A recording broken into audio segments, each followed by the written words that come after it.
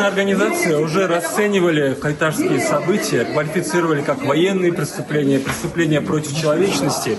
И сегодняшнее решение, оно нас, конечно же, шокирует, но и прекрасное понимание мы ему тоже знаем. Власти вот этими арестами, этими посадками, тюремными сроками, они просто увеличивают свой обменный фонд в торге по возвращению Карманбека в Бакиев в страну.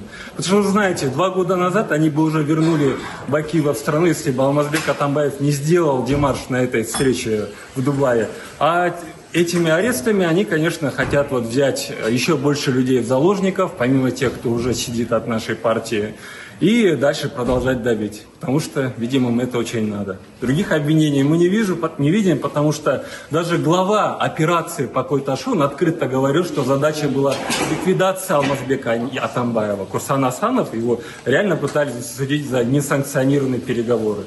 То есть, конечно же, это судилище, это политическая игра, попытка вот увеличить количество заложников и дальше давить.